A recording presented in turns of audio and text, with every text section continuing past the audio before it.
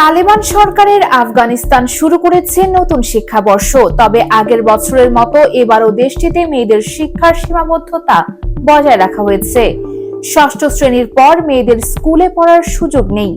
নতুন শিক্ষাবর্ষ উদ্বোধন উপলক্ষে দেশটির রাজধানী কাবুলে আয়োজিত এক অনুষ্ঠানে তালেবান সরকারের ভারপ্রাপ্ত শিক্ষামন্ত্রী হাবিবুল্লাহ আগা ঘোষণা দিয়েছেন, দেশটির শিক্ষা ব্যবস্থায় বড় পরিবর্তন আসছে। তিনি জানান, স্কুলের সিলেবাস পুনরায় পরীক্ষা করে যেসব বিষয় ইসলাম ও আফগান সংস্কৃতির পরিপন্থী পাওয়া যাবে তা বাদ দেওয়া হবে।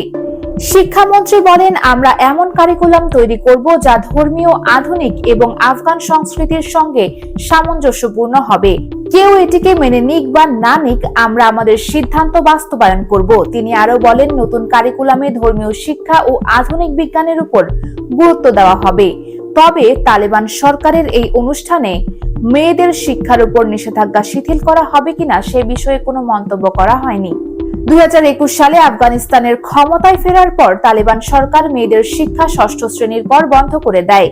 যদিও মাদ্রাসাগুলোতে তারা উচ্চশিক্ষা গ্রহণের সুযোগ পাচ্ছে। আফগানিস্তানের শিক্ষা ব্যবস্থা নিয়ে আন্তর্জাতিক সম্প্রদায় বহুবার উদ্বেগ প্রকাশ করেছে। জাতিসংঘ সহ বিভিন্ন মানবাধিকার সংগঠন তালেবান সরকারের এই নীতির সমালোচনা করেছে, কিন্তু তালেবান প্রশাসন নিজেদের সিদ্ধান্তে অটল রয়েছে এবং বলেছে তারা ইসলামী শিক্ষা ও আফগান সংস্কৃতির ভিত্তিতে নতুন শিক্ষা ব্যবস্থা চালু করবে। তালেবান সরকারের এই সিদ্ধান্ত দেশটির শিক্ষা ব্যবস্থাকে কোন পথে নিয়ে যাবে এবং আন্তর্জাতিক মহল এ নিয়ে কি প্রতিক্রিয়া জানাবে তা সময়ই বলে দেবে। US Bengal news desk.